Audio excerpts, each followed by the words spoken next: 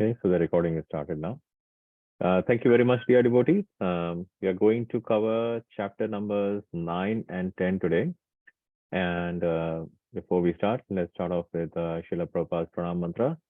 Nama Om Vishnu Padaya Krishna Prasthaya Bhutale Srimate Bhakti Vedanta Swami Niti Namine Namaste Saraswate Devi Gauravani Pacharane Nirvishesha Shunyavadi Paschatya Desha Charane जय श्री कृष्ण चैतन्य प्रभु नित्यानंद श्री अद्वैत गदाधर शिवासदि गौर भक्त वृंद हरे Krishna Krishna Krishna Hare Hare Got to hit this guy.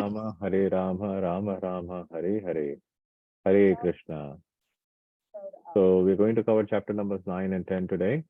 So let's get started. Yes. Om Jnanatimirandasya Jnananjana Shalakaya Chakshurunmilitam Yena Tasmai Shri Gurave Namaha. I'm going to go ahead and share my screen.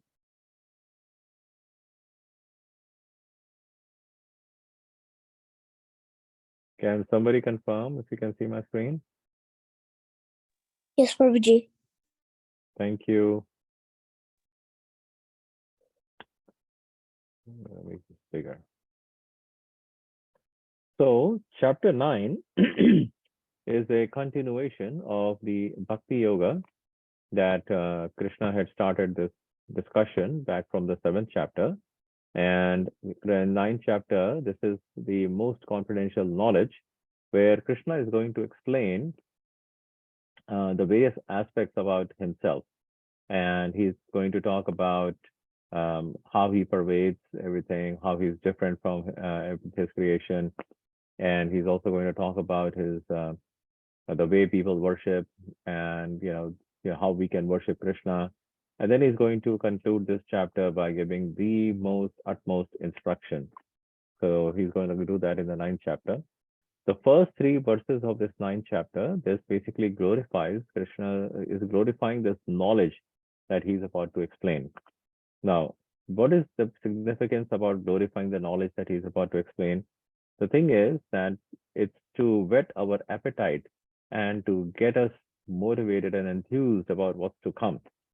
So when you actually provide some kind of an introduction to a subject matter, then one's interest in that subject matter is naturally piqued to know what is actually Krishna is going to explain.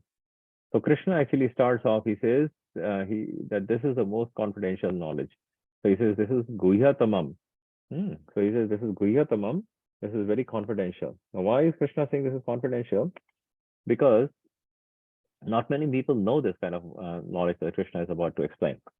And therefore, he says this is confidential. And he is sharing with Arjun. In other words, he's actually going to share it with all of us, right? So Krishna is actually saying, so Raj Vidya Rajaguyam Pavitram Idam Uttamam Praktakshavagavam Dharmyam Susukham Kartum Avyayam. Krishna is saying that this knowledge that I'm going to give you, this is Susukham.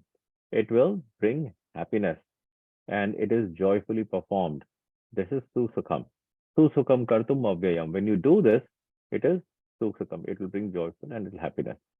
Avyayam. It is eternal. It does not perish. You will not have to do this happiness for some time, and then you will think that, okay, now happiness is done, now I can go on to something else. This is a continual process, and we can continue deriving great joy in just serving Krishna. And Krishna says that those who have no faith in devotional service, they cannot attain Krishna. So here we're talking about faith. Now, does this mean that we have to follow Krishna blindly, what he's saying? Do we have to follow what Krishna is saying in the Bhagavad Gita, just like, blindly? Krishna is saying that we need to have a little bit of Shraddha, a little bit of faith. Shraddha is the word which is used in Sanskrit. Shraddha basically means placing my trust in something, right? And we can see that we have trust that we place in so many different things in so many different places. So here we just have, when we define faith, faith is defined as having a little bit of an interest in the subject matter so that we can practice the instructions that are being given to us. That is faith. So we just have to have that little bit of faith. Let's have a little bit of an interest of the subject matter, and then let's see what Krishna has to say. We all practice this faith. When we go, for example, when you go running, if you notice that when people run, they have a foot forward and a foot backward. And between the time the right foot goes in the front and touches the pavement, and the left foot is coming up and touching the pavement again, there is a period of time when both the feet are up in the air. There's a small period of time where both the feet are up in the air. And the runner keeps running because the runner has a faith that that foot is going to land on a pavement. So that is the kind of faith Krishna is talking about, right? Okay, let's continue on. So in the first few verses, Krishna is talking about Achintya Bheda Bhed. So what does Achintya Bheda Bhed mean? It means that something which is inconceivable. Inconceivable. So something that is simultaneously one and different is what Krishna is now going to talk about. With Krishna, first of all, he pervades, he creates this entire material universe and he enters into this material universe. Krishna is the supreme creator, right? And when he creates this, Krishna remains neutral and detached. In other words, if I create something, let's say if I write an essay and somebody says, "Oh, really good essay, man, really good essay," and then I feel really good about it. If somebody says, "No, it's a terrible essay," and I feel a little bad about it. But when that's because I'm too attached to it. But if I write an essay and somebody says, that's a good essay, and these are your positive points that you brought out, and these are some points where you can improve upon. Now they are giving us some good feedback. Now I'm actually taking that feedback and I'm saying, yes, I can actually improvise upon it. So that's what, not being attached means. So Krishna is actually saying that he actually remains neutral. He's not necessarily attached to what he has created. This is the whole material world that he has created. He's not necessarily attached to it. Everything is in Krishna because Krishna expands, right? Krishna expands, it's by, as means the Paramatma, he expands and everything else is within him. But at the same time, he is located, we know he's located in New Goloka, not, yeah, he is in New Goloka, but he's in Goloka Vrindavan, right? So we don't necessarily need to see that as a contradiction. We see that Krishna is physically there, but by his means of his expansions as Paramatma. When he expands, he pervades the entire universe. So Krishna, that's why we say God, where is God? God is everywhere. This feature, the expansion of God, which is everywhere, is what we need to understand, which is non-different from Krishna. Krishna gives us an analogy to understand this. He says, just as the wind is blowing everywhere, see, this is an analogy for all of us to understand. Just as the wind is blowing everywhere, and it always is in the sky, such similarly, all the created beings are within Krishna and they are not affected by him. So when Krishna says that all the living beings are within Krishna and they are dependent on him, they are still acting independently. Krishna is basically saying that all the beings are created by me and I'm not affected by them. But we are affected, right? Krishna is not affected by that. So therefore, all these living entities, we are within Krishna, we are dependent on Krishna, but we are acting as if we are independent. We are acting as if we don't need Krishna. Whereas the fact is, we do need Krishna. So Krishna then again shows how he's detached. Everything happens automatically, but under his will. Krishna actually desires under his will. That's how it actually happens. Krishna enters and empowers the material world. He's physically located somewhere, but he enters by means of his expansion, which is non-different from Krishna, right? That is the automatically. It happens automatically. He's omniscient. He's omnipotent. He's omnibenevolent. In other words, he is all pervading. He is all good, and he's got all strength. So that's how Krishna is. Krishna continues to say, like generally when we do something, we are attached to it. Like for example, if I go to the beach and if I make up a sand house, I'm like, oh wow, such a beautiful sand house. I really love it. I don't want to be, playing around here with it. But then, comes along a wave and it washes all away, and we're like, oh, my entire beach house is gone, right? So because we are actually a little bit attached to that. But Krishna says that he is not attached. All this work does not bind him. He is neutral. So that is what Krishna is saying. And then he says that this material energy, this is one of Krishna's energies. It's working under Krishna's direction. So this Maya that we know of is actually working under Krishna's direction. And when Krishna says, okay, create the material world, then this material energy, the Maya, actually creates the material world. And then it says, okay, now it is time to like annihilate it or destroy it. Then it's destroyed and it is created again and again. Then Krishna goes and talks about different types of people.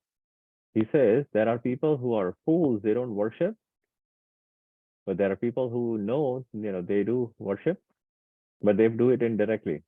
And then he then talks about what are the glories of directly worshiping Krishna. So that's basically the summarization of the rest of the verses in the chapter. So Krishna basically, first of all, he says, Avajananti mamamura manushim tanum. Krishna says that fools actually deride me when I descend in my human form. See, when Krishna actually comes here, he comes as a human form. People look at it because Krishna has a form, a spiritual form, which looks, similar to the human form, right? So when Krishna actually comes, he looks like a human. So people think that, oh, he's just another human. But is Krishna a human? Dear devotees? Right. Thank you, Radhika and Rasika. Krishna is not a human. Krishna is divine. Krishna is Swayam Bhagavan. As a result, what happens is one comes bewildered and they are attracted by demoniac and atheistic views. In other words, people think, oh, he's just another human being. I don't have to listen to him. I don't have to worship him. I don't understand why people are mad after him. I'm just going to go and do my own thing, right? And where I believe that either there is no God or I'll say that, oh, who cares about God? I'm going to do whatever I want to do, right? So that's how people then actually behave. But on the other hand, there are Mahatmas. These are devotees. They take shelter of Krishna's internal energy. Daivim Prakriti Mashrita. They take shelter of Krishna's internal energy, which is Krishna's, I should say, the devotional aspect of it. Krishna says, Satatam Kirtayanto Mam Yatantascha Dhadavata Namastantascha Mam Bhaktya Ditya Yukta Upashate. In other words, these devotees, what do? They're always chanting my glories. They're endeavoring with great determination. They are actually worshipping me with devotion. That's what these great souls do. They just worship me with great devotion. That's what these bhaktas are. They know I'm the Supreme Personality of Godhead, and therefore they worship me. Then Krishna talks about the different types of persons who worship Krishna. So there are some people who worship Krishna in oneness, and some in duality, and some in the universal form. Now, let me explain what each of these things mean. When you say in oneness, then you think that I am the same as Krishna, right? Some people will worship Krishna like, okay, I'm the same as Krishna. Like basically, I am God. All I have to do is remove this covering of my body. When my body is released and I'm liberated, and I will merge into God and I will become God. Can we become God, dear devotees? Thank you. I love your thumbs down. Yes, we cannot become God. Because we are not God, we were never God, and we will never be God. God is God. Krishna is Krishna. We will not be Krishna. We will be devotees of Krishna. Are we devotees of Krishna, dear devotees?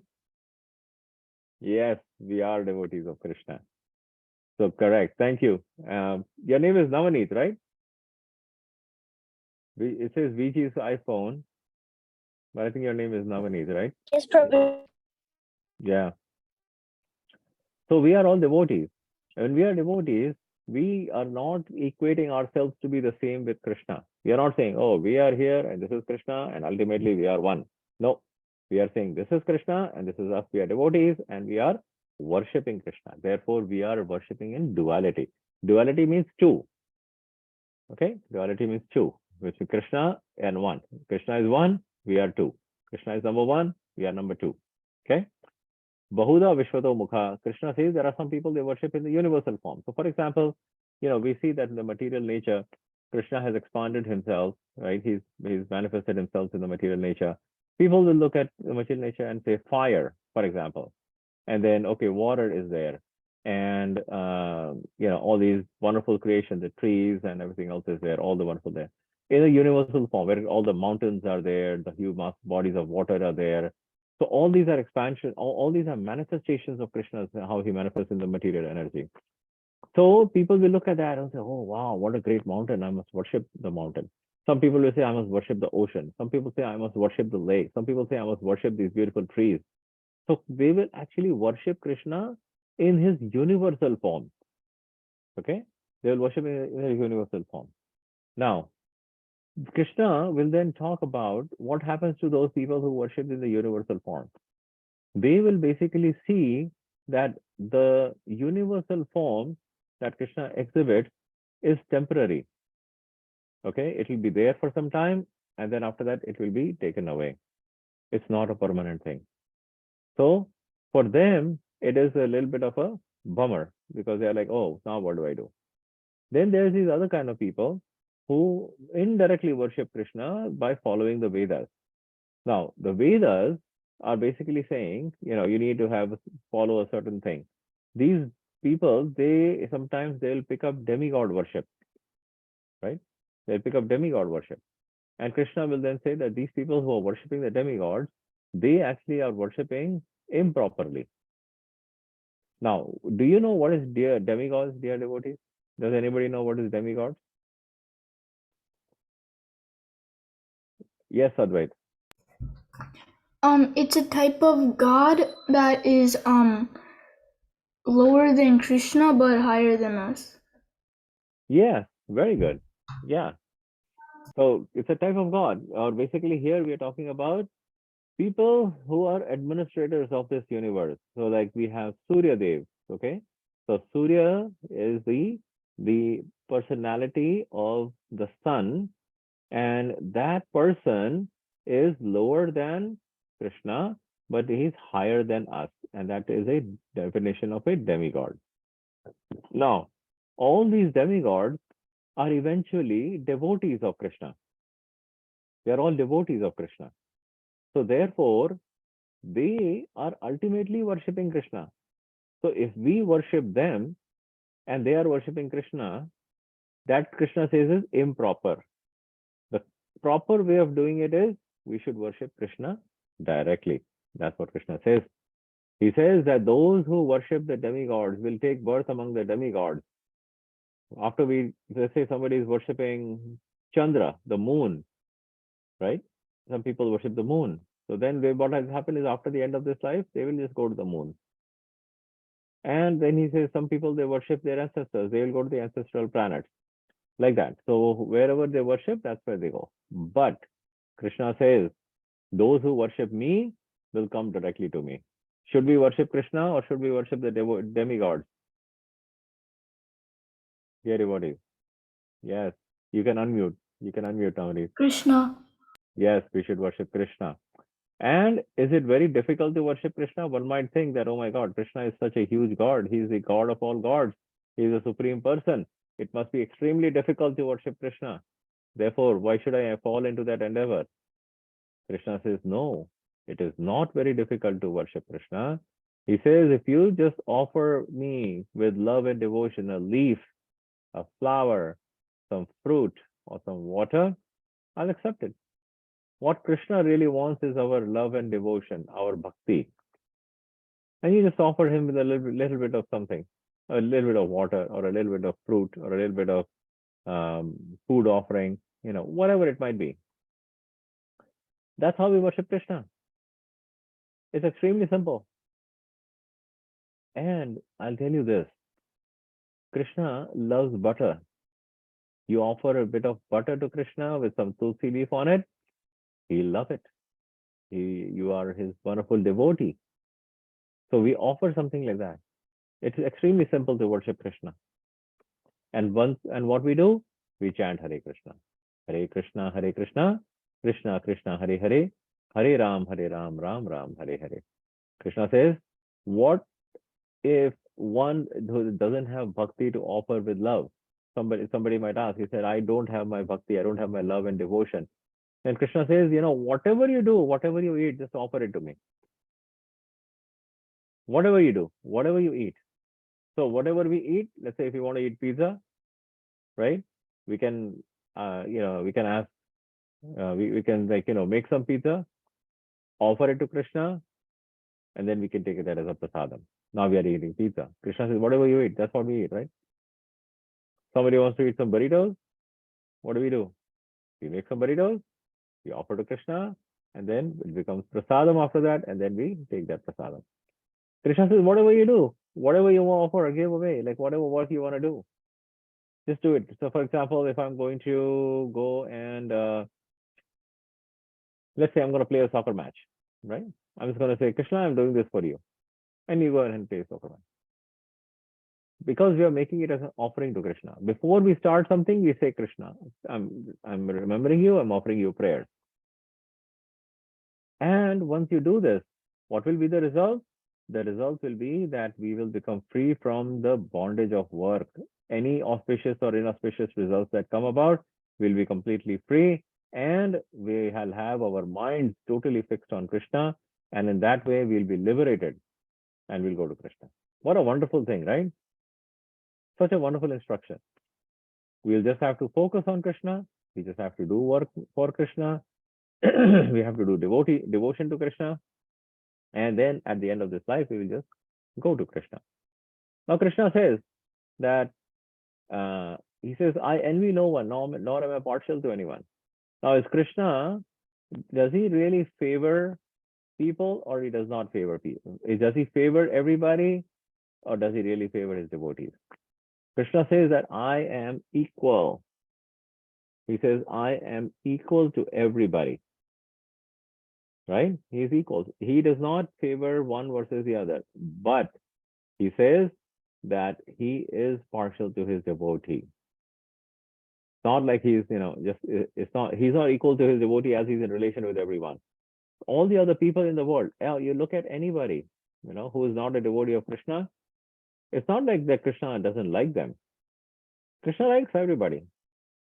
He likes everybody, but he likes his devotee more than anybody else. Does this make sense, dear devotees? It makes sense, right? It's just like if I like pizza more than anything else, it's like, okay, fine, I can have some roti sabji, but I love pizza a little bit more. Everything is prasadam for me, but I love pizza a little bit more, right? Because that's my favorite thing. So that's what Krishna is saying. And then Krishna says that even if somebody performs any kind of an abominable action, if one is engaged in devotional service, then he's considered to be a devotee. Now, what this verse basically means is that anyone who may, before becoming a devotee, anybody who before becomes a devotee, if they are doing any kind of sinful activities, it does not mean that they cannot take up devotional service. They can take up devotional service, and as soon as they take up devotional service, they will become a devotee. Of course, you have to stop doing the sinful activities. You cannot continue to do your sinful activities, right? When we have to stop doing them, we have to take the path of devotion. We have to take the path of righteousness, the path of truthfulness, the path of cleanliness, and all that. We have to take all that and do devotion, and then we can become a devotee. All that Krishna is saying here is that if one had people who are not devotees, if they are engaged in any kind of abominable activities, and if they take up the devotion service, the power of devotion service is such that their sinful activities will be removed. That is the power of devotional service. And then finally, he concludes this chapter by saying that this is devotion service is basically applicable to everybody. He says that this is, he says that one who comes in this material world, when they engage in my loving service, they will obviously they'll just come to me. And then if he gives his final instruction, he says, just think of me, become my devotee, offer your obeisances to me and worship me. And by doing that, by being completely absorbed in me, you will surely come to me. He says, Man mana bhava mad bhakto madhyaji mam namaskaru mame vaishyasi satyam te pratijani priyo sime.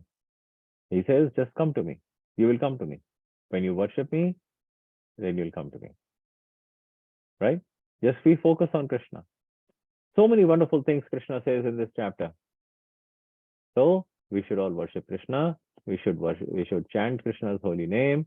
We should offer bhoga to Krishna. We should go to the temple. We should engage in devotional service. We should do kirtan. We should do some book distribution, and we should talk about Krishna to about others. So this is how Krishna concludes the 9th chapter. It's all about devotional service. It's all about bhakti. Anybody does have any question or points to discuss on chapter 9 before I move on to chapter 10? Oh, I see there is somebody in chat. Divya Deep is asking, Prabhuji, why is the birth of women considered lower? Divya Deep, can you turn on your camera? I cannot see you.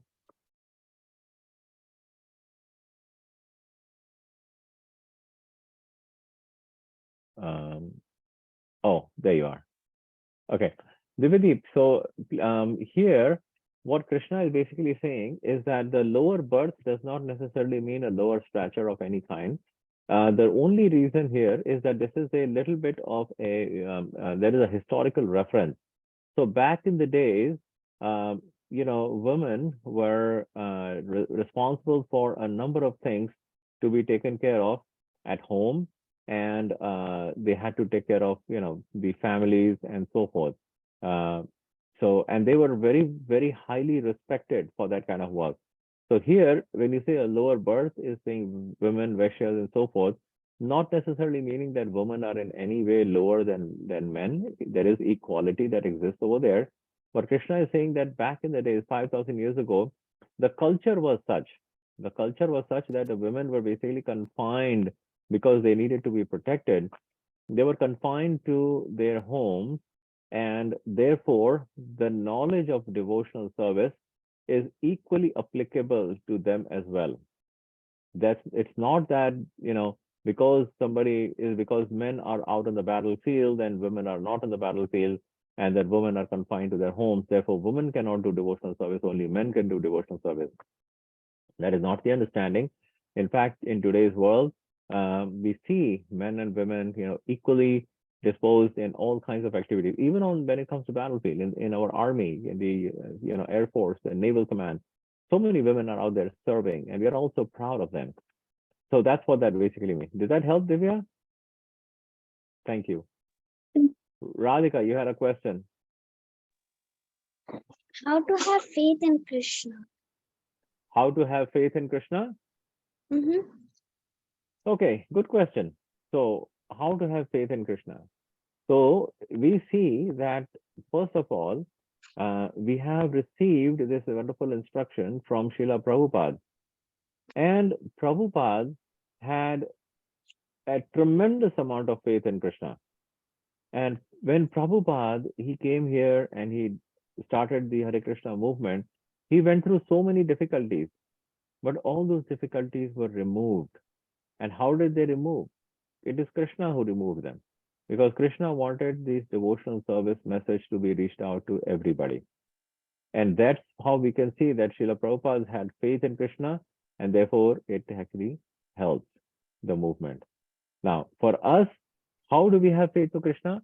We look at Krishna, we see that, oh, this is Krishna who's here, I think I have to worship him. We will see changes in our own consciousness. When we get involved in devotional service, we will start liking it. For example, we like Bhagavad Gita, we like to associate with devotees, we like to have prasadam, we like to have participating in kirtan, we like to go to the temple, we like to do service at the temple. When you see all these things, if you're starting to like all of them, that is basically increasing your faith in Krishna. Make sense? But like, say you like some of the stuff you do for Krishna, but say you don't like to chant the Harinam. Then what do you do to get faith? If you don't like to chant Harinam? Okay, so what do you do to get faith? Let me ask you this. Do you have faith in your parents that they will provide for you? Yes. How do you get that faith? Because they love you. Yeah. Right? Your parents love you so much, and they are providing for you because they are giving you all kinds of nourishment that you need to be able to grow up to be a fine young adult and explore the world by ourselves. Similarly, Krishna actually loves us tremendously. How do we know Krishna is loving us? Because all the facilities that are given to you by your parents is actually coming from Krishna. And your parents is basically taking that and providing it to the family. So everything that you're receiving right now, the wonderful prasadam that you just had in the last 30 minutes, that prasadam came from Krishna. Krishna loves you, he gave you that prasadam. And now that you know, oh, wow, I'm getting this prasadam because Krishna loves me. Okay, great. Now I have to do something. I can do something for Krishna. Because I love Krishna so much, I'll do something for Krishna. So we can chant. Now, if you don't feel like chanting right away, maybe you can participate in kirtan, right? But at least try to chant maybe one round a day if you can. Okay? Okay. Thank you. Okay, so we will now move on to chapter number 10. I'm going to go ahead and share my screen again.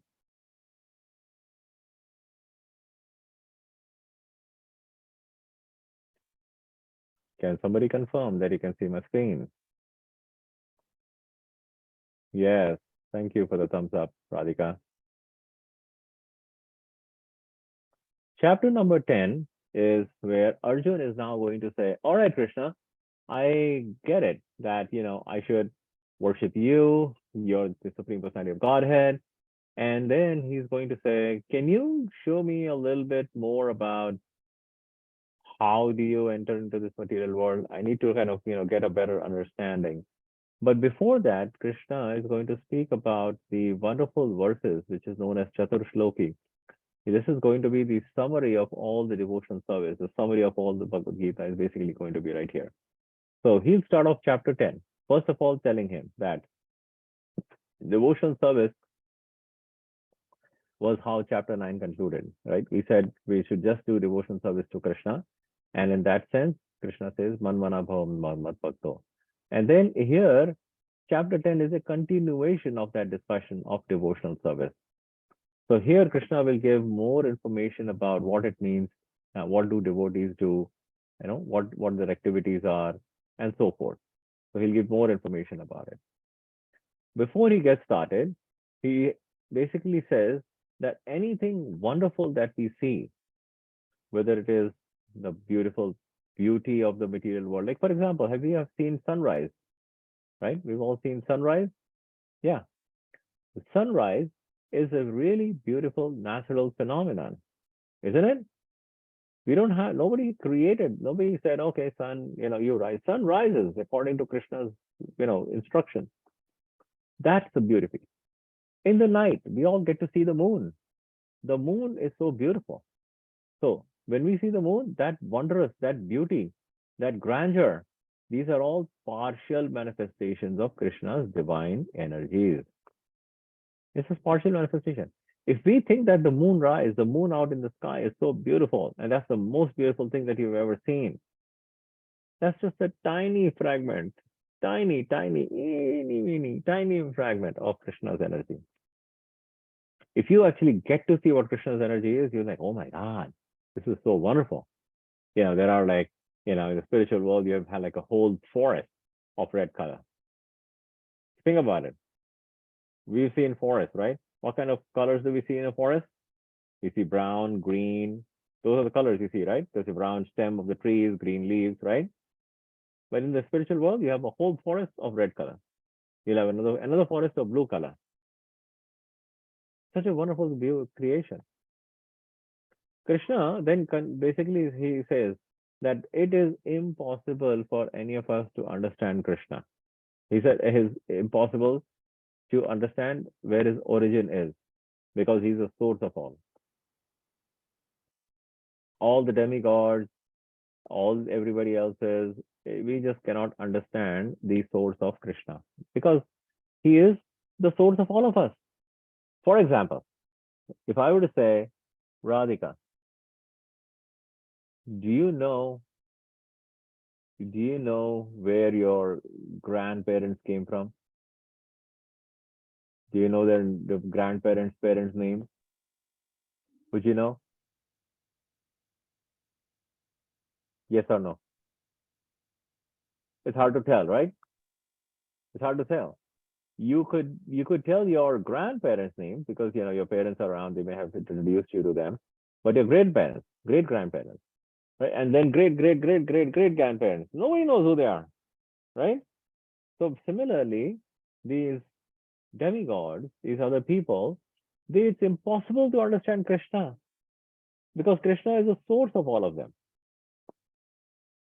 So then Krishna says that one who understands this, that is impossible to know Krishna, then we can serve Krishna with devotion, because with devotion only we can know Krishna.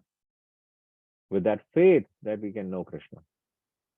So Krishna will reveal some important information about himself, which will inspire Krishna to surrender to him. Which will inspire Arjun to surrender to Krishna.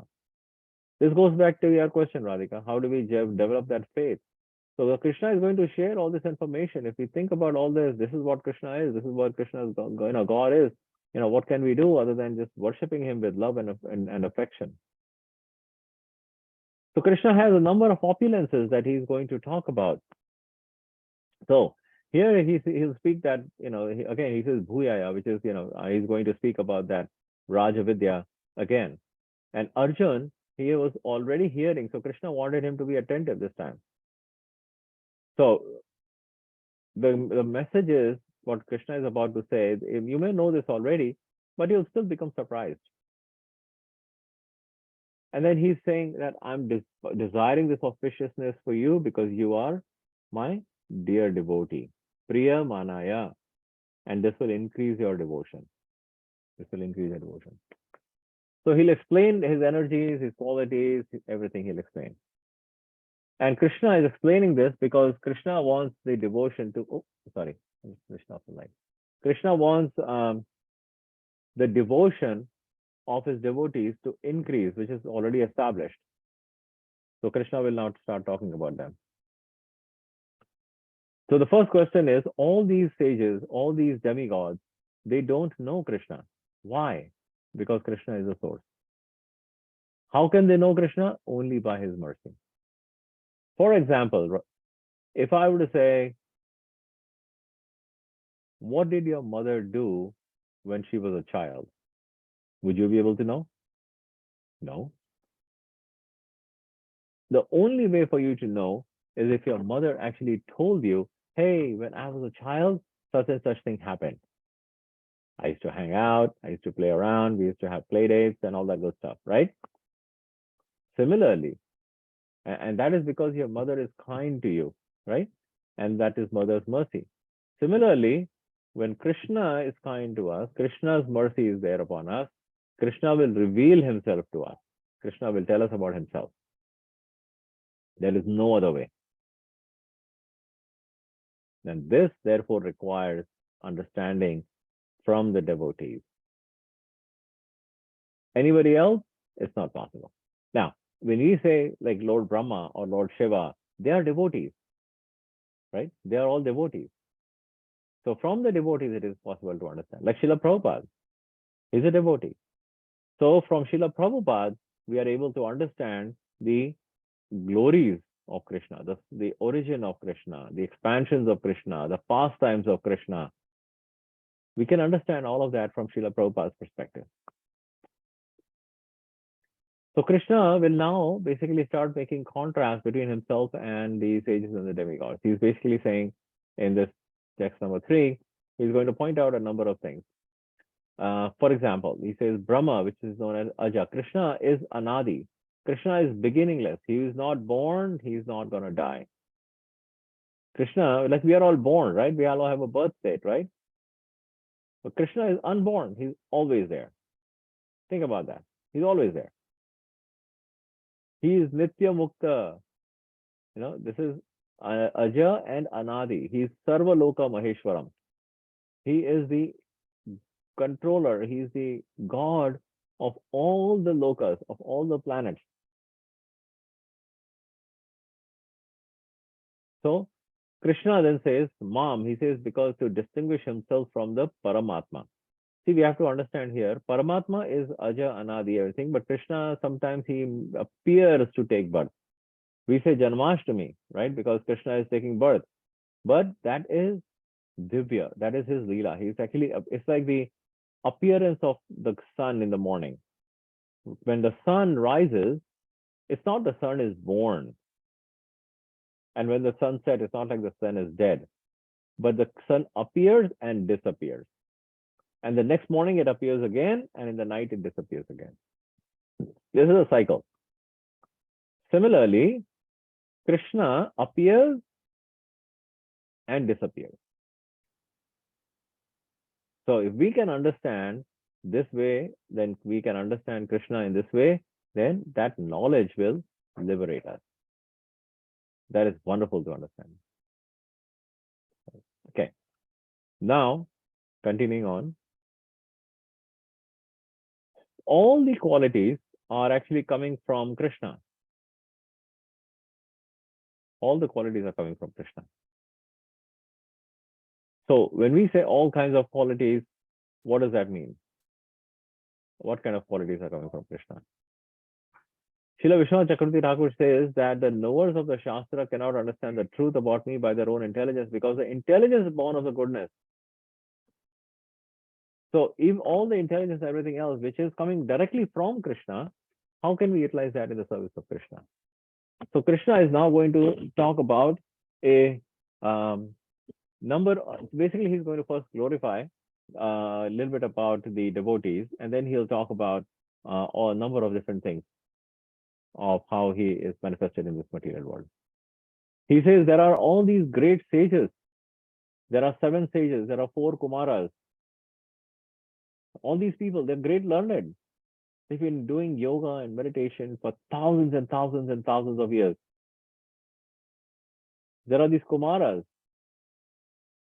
Even they don't understand Krishna fully, because Krishna is even their sources.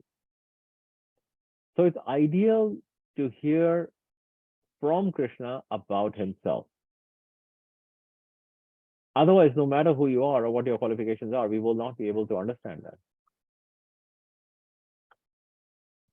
Krishna speaks about unalloyed devotional service. Unless one is firmly convinced of the different opulences of Supreme Personality of Godhead, we will not be able to engage in devotional service. We need to understand the opulence of Krishna. And Krishna clearly states here that knowing his opulence fixes one in devotion. This goes answering to your question, Radhika. When we understand the opulence of Krishna, it will actually fix us in devotion. So this verse here, it provides a impetus. It basically, provides this gives a clue to Arjun to ask a question to describe his opulence in much more detail. And then comes the Chaturshloki. These are 4 verses in chapter number 10. That is 8, 9, 10, and 11. These 4 verses are very, very significant to understand. So we'll spend some time on this, and then we'll go through the rest of the chapter where Krishna points out, and we'll call out some of these specifics in that Krishna is saying these are his opulences. So first of all, Krishna says that I am the source of all the spiritual and the material world. So we are living in the material world. Krishna is the source of that. There is a spiritual world out there. Krishna is the source of that. Because everything comes from Krishna. And those who know this, they will engage in devotional service and they'll worship me. So when we understand that the world that we are living in comes from Krishna, the home that I'm living in comes from Krishna. And when I go back to the spiritual world, even that spiritual world comes from Krishna. That's the glory of Krishna. That's the wonderful beauty of Krishna. So that's the first thing to understand, right? That everything is coming from Krishna. He's the source of everything. The thoughts of my pure devotees dwell in me. Their lives are surrendered to me. And they derive great satisfaction and bliss, enlivening one another and conversing about me. Krishna says that all the devotees, pure devotees, their thoughts dwell in me. In other words, Krishna is thinking about his devotees. The devotees are thinking about Krishna. Krishna is thinking about his devotees. And what do these devotees do? They talk among each other about Krishna. And in that way, they derive great satisfaction and bliss. When we sit down and we talk about Krishna, oh, what a wonderful, person Krishna is. Look at him. When Krishna displays his pastimes, when he was a small boy, he used to steal butter. That is such a wonderful pastime. He lifts up the Govardhan hill. He goes and he drives that Kaliya Nag away from Yamuna. He kills Kamsa. Right? All these are pastimes of Krishna, and we enjoy hearing about these pastimes. So then, to those constantly devoted to serving me with love, I give them the understanding by which they can come to me. This is another significant thing. When we worship Krishna and we discuss Krishna's pastimes among each other, among the devotees, Krishna will actually give us the understanding. He says, this is what you need to do so that you can come back to me. We can go back to the Goloka Vrindavan. We can serve Krishna by participating in his leelas. When a devotee really achieves that level of state, they'll be able to go back to Krishna and serve Krishna. To show them special mercy, I dwelling in their hearts, I destroy with a shining lamp of ignorance the darkness born of all.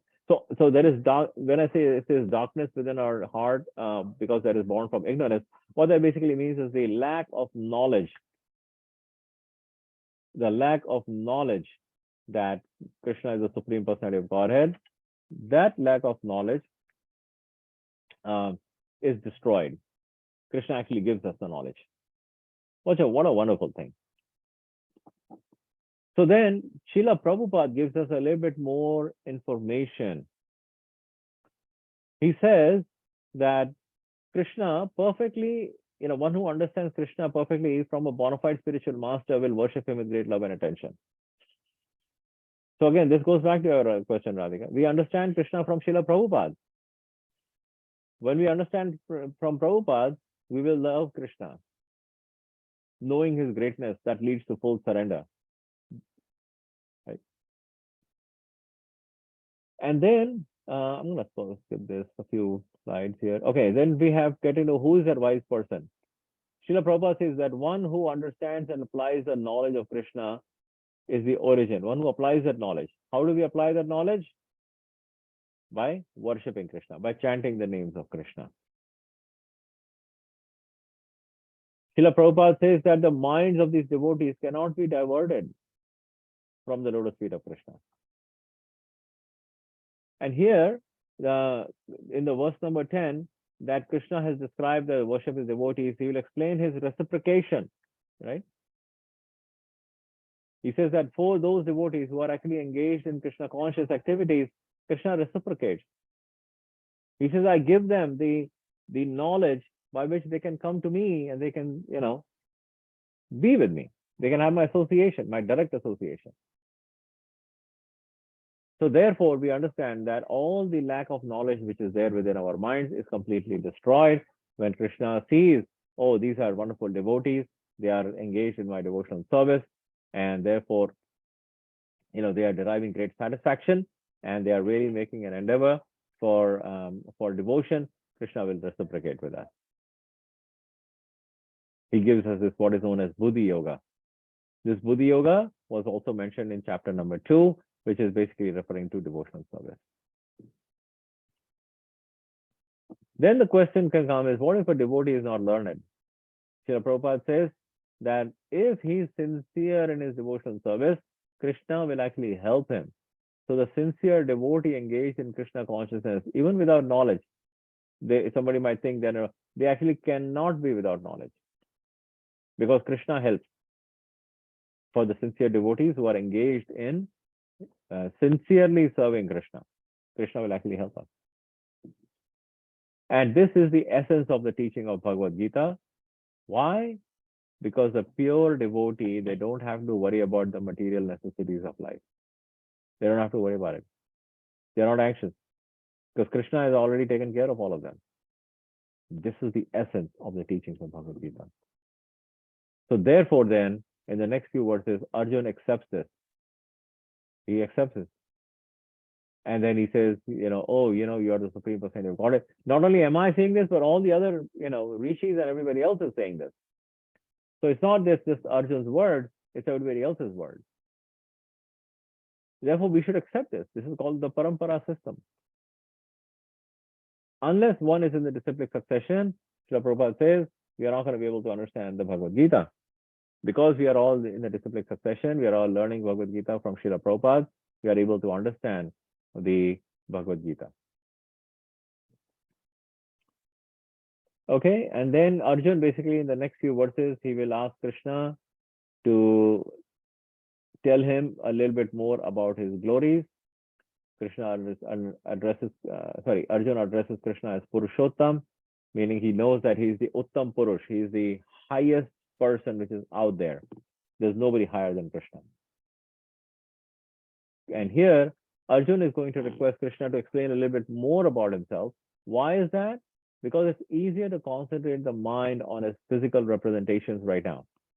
For example, and Krishna will talk about this. So, if we look at, this is how Krishna has physically manifested in this material world, he will be able to, relate to that. Devotees don't necessarily need that. Devotees know who Krishna is. But it's for those who have not yet developed that faith, for them to start connecting with Krishna in that way. So out of his mercy, a Vaishnava, the devotee, is the opening for anybody else who wants to understand Krishna. Therefore, we go out for book distribution, so that people who are not Krishna conscious, they can understand Krishna, and we can go and explain about Krishna to them. Okay, and then that brings us to the last few verses. So here, basically, this is Amritam. This is the nectar that we derive from studying and conversing about Krishna. One can never be tired hearing of Krishna.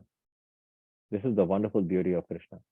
Krishna is infinite and his pastimes are also infinite. It's not that we'll get bored. Now, in the last few verses, Krishna is going to talk about his opulences, and I am going to change my screen. Let me stop here and go to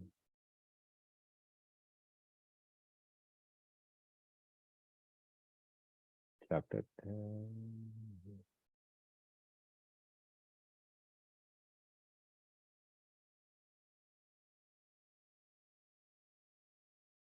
Okay, I'm going to go ahead and share my screen again.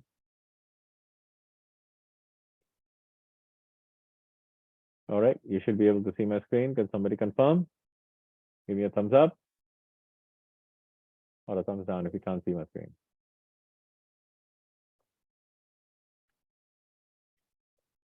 Okay, thank you, I got a thumbs up.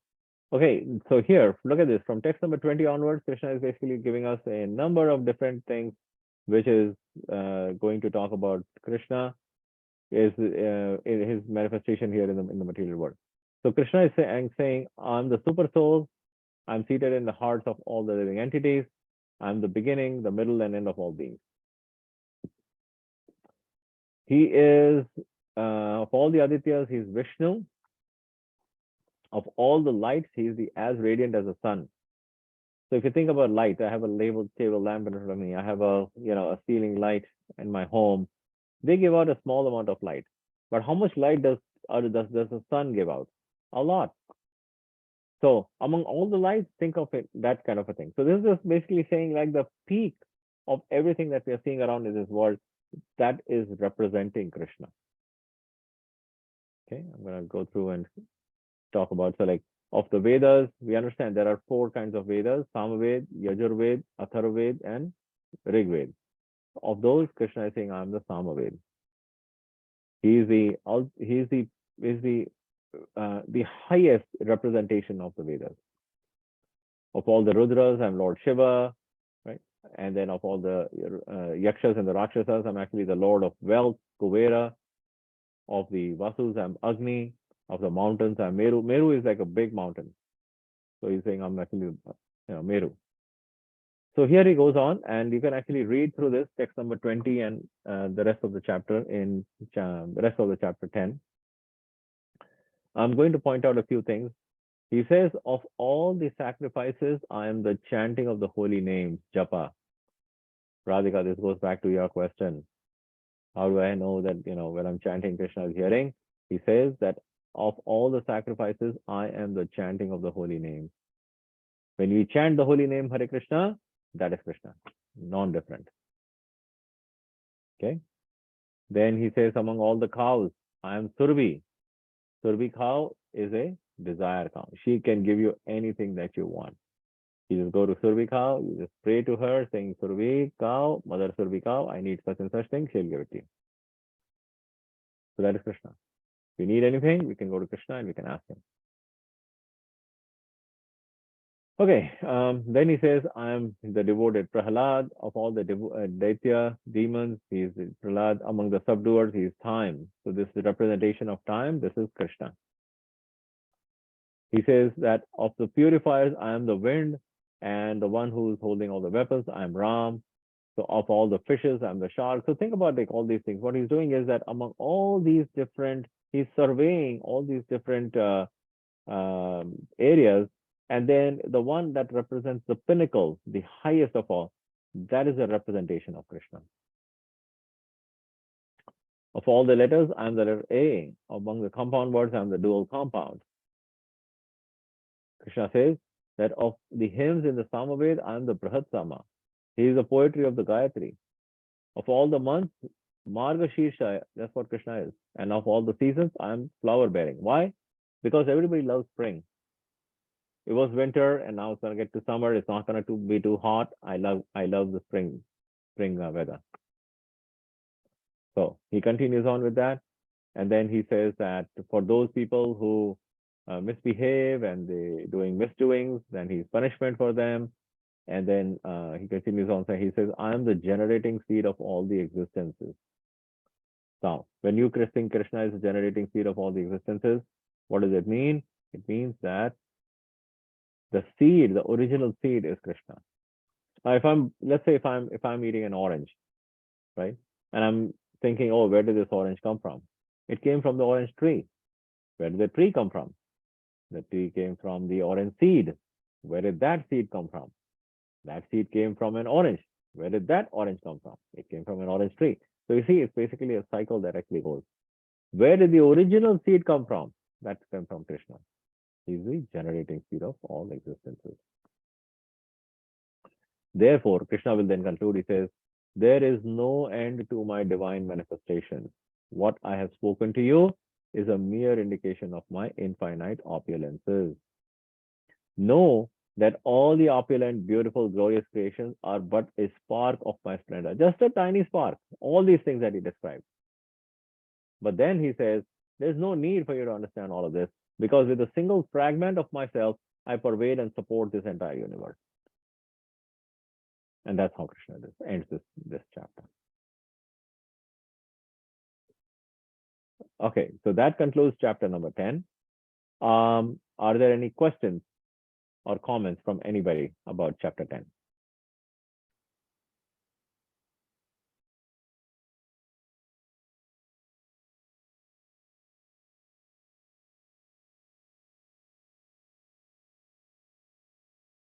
Okay, then that's good. That we'll go ahead and conclude our session for today, and we will then meet on Monday. Thank you all very much. Hare Krishna. Srila Prabhupada ki jai. Jai. Bhagavad Gita ki jai. Gaur Premanande. Hari Hari Bol.